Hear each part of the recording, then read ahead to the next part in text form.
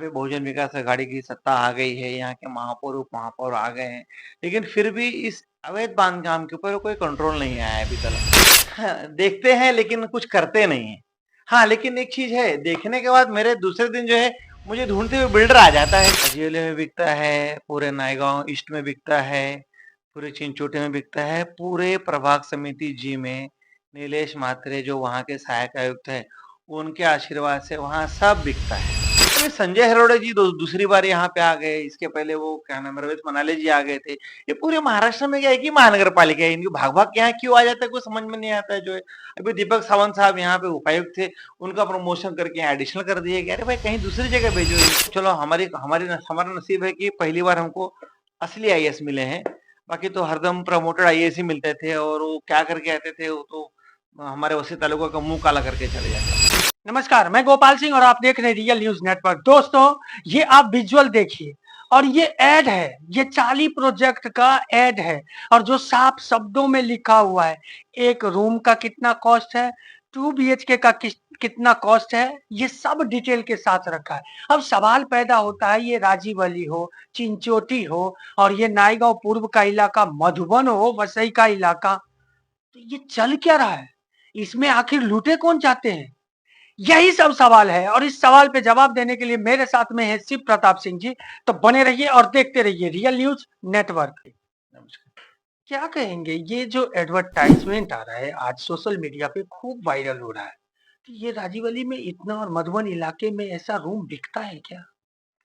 राजीवले में बिकता है, पूरे नायगांव ईस्ट में बिकता है, पूरे चिंचोटे में बिकता है, पूरे प्रभाग समिति जी में नीलेश म्हात्रे जो वहाँ के सहायक आयुक्त हैं, उनके आशीर्वाद से वहाँ सब बिकता है। ये जो एडवर्टाइजमेंट में जिस तरह से लड़कियां बोल रही है, आइए 8 लाख का शॉप है, आपको डिस्काउंट करके मिलेगा, तो ये तो लोगों के साथ धोखाधड़ी हुआ। एक्चुअली कैसा है, काफ़ी समय से जो है वहाँ वसई ईस्ट में धोखाधड़ी हो रही है और बड़े दुःख की बात है जो है कि इस धोखाधड़ी के जो है जो पार्टनर हैं, वो वहाँ के महानगर पालिका प्रभाग समिति जी के अधिकारी हैं। क्योंकि वो लोग क्या करते हैं, एक सैंपल रूम बना देते हैं। महानगर पालिका एक सैंपल रूम बना देती है, उस रूम को वो लोग तोड़ते नहीं हैं और वही एक रूम दिखा के 5-5 हज़ार लोग जो है बुकिंग करते हैं। उनके स वो गरीब होते हैं, उनके पास पैसा एक साथ में होता नहीं है, तो ये लोग कहते हैं आप 5,000 महीना दो, 2 साल में दो, 3 साल में दो, 4 साल में दो, ऐसा करके उनसे जो है और हाँ, इनका ऑफिस उस जगह पे ना होके वसई ईस्ट में या वसई वेस्ट में, ऐसे इनके ऑफिस होते हैं और वहाँ पूरा लेडीज़ स्टाफ होता है। आपको पूरा फ़ॉलो-अप करके आपको बुलाया जाएगा, आपको 4 व्हीलर में बिठा के वहाँ साइट विज़िट हाँ, कराया वो जाएगा। मैंने देखा है एडवर्टाइजमेंट पे, वो सब हाँ, मैंने देखा है। पूरा एक सवाल पैदा होता है शिव प्रताप बाबू कि यहाँ 41 बिल्डिंग का जो हल्ला हुआ था, जो हुआ, हम सब ने देखा। उसके बाद यहाँ पालक मंत्री से लेके परिवहन मंत्री तक क्या-क्या बोले अवैध निर्माण पे, लेकिन वो बदस्तूर जारी है। आफ्टर चुनाव भी हालात बद से बदतर बना। बड़े दुःख की बात है कि अभी जो है वसई विरार महानगर पालिका का चुनाव होने के बाद यहाँ पे बहुजन विकास आघाड़ी की सत्ता आ गई है, यहाँ के महापौर, उप-महापौर आ गए हैं, लेकिन फिर भी इस अवैध बांधकाम के ऊपर कोई कंट्रोल नहीं आया है अभी तक। मुझे जितने भी लोग जो पत्रकार बंधु लोग मुझे जो भेजते हैं वीडियो या जो भी न्यूज़ कटिंग, मैं सब दीपक सावंत असिस्टेंट कमिश्नर, नीलेश म्हात्रे और जो भी प्रभाग के होते हैं सहायक आयुक्त, मैं सबको प्लस जितने मेरे कॉन्टैक्ट में पत्रकार हैं, मैं सबको भेज देता हूँ। देखते भी हैं कि नहीं संदेश आप? हाँ, देखते हैं लेकिन कुछ करते नहीं हैं। हाँ, लेकिन एक चीज़ है, देखने के बाद मेरे दूसरे दिन जो है, मुझे ढूँढते हुए बिल्डर आ जाता है और आके कहता है, "भैया मेरे से क्या गलती हो गई? आप मेरी शिकायत क्यों कर रहे हैं?" मुझे तो पता ही नहीं होता कि मैं किसकी शिकायत कर रहा हूँ, क्योंकि मुझे रैंडमली कोई आपको शिकायत किसके खिलाफ कर रहे हैं वो पता नहीं है। आप नहीं। अवैध निर्माण के खिलाफ शिकायत करते हैं हाँ, मुझे और वो शिकायत सीधा अतिरिक्त आयुक्त। अतिरिक्त आयुक्त मैं अतिरिक्त आयुक्त को भेज देता हूँ, जो वहाँ के सहायक आयुक्त तो उनको भेज देता हूँ। मुझे अगर कोई व्हाट्सएप करता है, कोई वीडियो या कोई भी मैसेज, कोई भी पत्रकार बंधु या कोई पीड़ित, तो मैं सीधा संबंधित अधिकारी को मैं व्हाट्सएप कर देता हूँ। प्लस मेरे पास जितने भी पत्रकार हैं, मैं सारे पत्रकार को भी मैं व्हाट्सएप कर देता हूँ कि देखो भाई, अपने वसई विरार क्षेत्र में ये चीज़ हो रहा है। तो उसमें कुछ पत्रकार लोग हैं, संज्ञान लेके छापते हैं, कुछ लोग मुझे फ़ोन करके पूछते हैं कि क्या है जो है एक पत्रकार तो मुझे कल फोन करके बोले कि आप भी चाली बना रहे हो क्या? मैंने कहा नहीं यार, क्यों? बोले आपने मुझे वीडियो भेजा। मैंने कहा कि मुझे किसी ने भेजा था, मैंने आपको फॉरवर्ड कर दिया, मैं चाली वाली नहीं बना रहा हूँ। तो मैंने उनको बताया, मैंने ऐसा नहीं है कि अभी कैसा हमारे यहाँ चीटिंग हो रही है, तो मैं उस चीटिंग को, मेरा उद्देश्य एक ही है कि चीटिंग रुकनी चाहिए। बिल्कुल, क्योंकि गरीब फंसते हैं अंतोगत्वा। आप जो है एक रूम बना के 5,000 लोग को बेच रहे हो, अगर आप वो उस गरीब आदमी को घर भी दे दो तो भी भगवान तुम्हारा भला करे, लेकिन ऐसा हो नहीं रहा है। स्पेशली प्रभाग समिति जी में चीटिंग ज्यादा हो रही है। बाकी जगह रूम वूम तो बन रहे हैं, लेकिन जो मैं देख रहा हूँ ना, नायगांव ईस्ट, चिंचोटी, राजीवली, इस तरफ चीटिंग ज्यादा हो रही है कंपेयर टू अदर अदर प्रभाग। प्रभाग सी में भी हाईवे का जो पट्टी है, जो विरार से हाईवे आप जाएंगे तो कुमारपाड़ा, भातपाड़ा में देखिए सेम जो मधुबन का जैसा ऐड हो रहा है, ऐसा ऐड उधर भी आ रहा है। ये हमने कल ही संयोगवश मैंने फेसबुक जब चेक खंगाला तब दिखाई थी। अभी कैसा देखो, वहां जमीन खाली होगी तो वहां भी ऐसा लोग कर रहे होंगे। मुझे वहां की शिकायत नहीं आई है, मेरे पास यहाँ की शिकायत ज्यादा आई है। और मैं कुछ लोगों को, हमारे जो पुलिस मित्र हैं, हम उनके यहाँ भेज देते हैं, हम मैसेज भी करते हैं, भाई इनको हो सके तो आप मदद कर लो। तो अभी अभी कुछ पुलिस स्टेशन में एफआईआर भी होना चालू हुआ है। अभी मैंने देखा नायगांव में 2 एफआईआर हुआ है चीटिंग का ही। तो पुलिस से रिक्वेस्ट है कि आप चीटिंग के साथ में एमपीआईडी लगा दो, ताकि उस बेचारे का पैसा सिक्योर हो जाए। लेकिन बहुत तकलीफ है, ये महानगर पालिका के जो अधिकारी हैं, इनको क्या सुप्रीम पावर है, इनको किसी का डर ही नहीं है। इन लोग बिंदास जो है अवैध बांधकाम करा रहे हैं, सरकारी जमीन पे करा रहे हैं, आरक्षित जमीन पे करा रहे हैं, और कुछ इनको फर्क नहीं पड़ रहा है। किसका इनको आशीर्वाद है, कुछ समझ में नहीं आ रहा। एक सवाल पैदा होता है, पिछले दिनों राजेंद्र नाइक जी ने कहा कि विधानसभा में हमने कहा था कि आईएएस ऑफिसर यहाँ का आयुक्त, तो अब तो पृथ्वीराज जी को समाये हुए भी बहुत दिन हो गए, तो क्या वो कुछ कर नहीं पाएंगे क्या? नहीं, पृथ्वीराज जी को आए बहुत दिन कहाँ हुए, शादी का 10 दिन तो हुए ना। हफ्ता हुआ होगा। भी देखो, अभी आईएएस तो चलो हमारा नसीब है कि पहली बार हमको असली आईएएस मिले हैं। बाकी तो हरदम प्रमोटेड आईएएस ही मिलते थे, और वो क्या करके आते थे, वो तो हमारे वसी तालुका का मुंह काला करके चले जाते थे। अभी पहली बार जो आईएएस आए हैं, अभी जो हिसाब से मैं देख रहा हूँ, हर दिन उनका जो है कहीं न कहीं दौरा ही चल रहा है।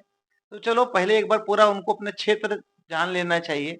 जानने के बाद जो है, जैसा उनका नाम पृथ्वीराज है, मैं आशा करता हूँ, अपेक्षा करता हूँ कि उस नाम का जो है वो सम्मान करते हुए वैसे ही काम करे, जैसे पृथ्वीराज चौहान जी ने किया था। वैसे ही जो है हमारी धरती माता का जो है वो ऐसे सेवा करे, वैसे वो बचाए।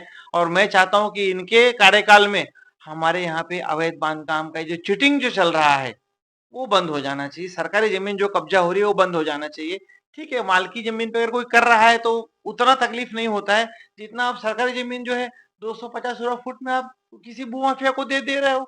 आरक्षित जमीन पे आप जो है कुछ भी कर दे रहे हो, उसका खामियाजा हमको ही भुगतना पड़ता है। आज हमारे पास खेल के मैदान नहीं है, हमारे पास अस्पताल नहीं है, हमारे पास स्कूल नहीं है, हमारे पास कुछ नहीं है।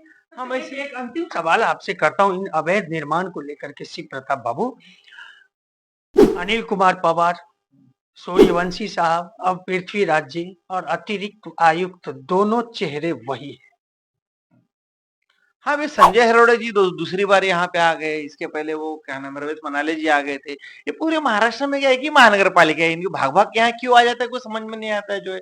अभी दीपक सावंत साहब यहाँ पे उपायुक्त थे, उनका प्रमोशन करके एडिशनल कर दिया गया। अरे भाई कहीं दूसरी जगह भेजो इनको जो है, क्योंकि ये लोग कमांड नहीं कर पा रहे हैं। जो मैं देख रहा हूँ ना, कमांड क्यों नहीं कर पा रहे? कमांड क्यों नहीं कर? अभी अभी अगर अगर इनके अंडर में सहायक आयुक्त हैं, और सहायक आयुक्त अगर अपने क्षेत्र का डेवलपमेंट नहीं कर पा रहा है, उसके क्षेत्र में अवैध बांधकाम हो रहा है, तो मैं तो कहूंगा कि ये कमांड नहीं कर पा रहे हैं ना। देखो, आज कमिश्नर है, कमिश्नर ने जो है एडिशनल कमिश्नर रखा है, एडिशनल कमिश्नर के अंडर उपायुक्त है, उपायुक्त के अंदर सहायक आयुक्त है। तो ये नहीं कर पा रहे कमांड। तो मेरा तो रिक्वेस्ट है, पहले इनको दूसरी जगह भेजो, वो काम कैसा करते हैं इनको ट्रेनिंग दो।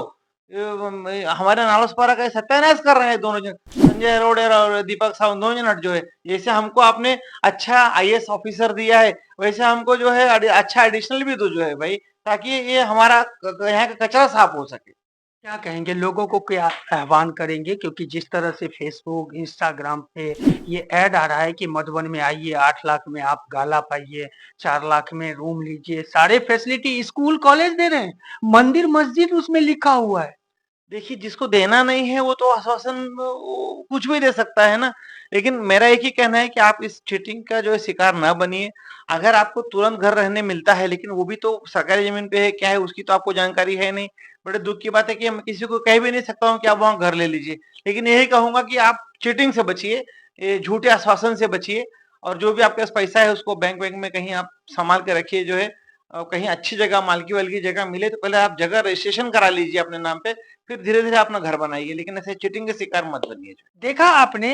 और इस पूरे वीडियो में एक सबसे महत्वपूर्ण रहा कि वो कहते हैं कि मुझे जो मैसेज आया मैंने वो अतिरिक्त आयुक्त जी को भेज दिया और दूसरे दिन अब वो सहायक आयुक्त को भी भेजे थे, लेकिन दूसरे दिन उनके पास बिल्डर कैसे आ गए? मतलब क्या है? खुलेआम लूट का धंधा चल रहा है क्या? और वसई विरार शहर महानगर पालिका क्या कर रही है? उनके सहायक आयुक्त क्या कर रहे हैं? और सबसे बड़ी बात है लोकतंत्र के जो चौथे स्तंभ में एक स्तंभ तो ये विधायिका है। ये म्युनिसिपल कॉर्पोरेशन का चुनाव हुआ और उसके बाद भी कार्रवाई नहीं, पता ही नहीं चलता है कि कौन सा गोरख धंधा इस वसई विरार में खेला जा रहा है। और इसमें सिर्फ और सिर्फ नुकसान किसी और का नहीं, आम लोगों का होता है और जो कि गरीब होते हैं और उसे एक छत चाहिए, यही उसका एक सपना होता है। दोस्तों, प्रतिक्रिया कमेंट के माध्यम से जरूर लिखें। चैनल को लाइक, सब्सक्राइब और शेयर करना ना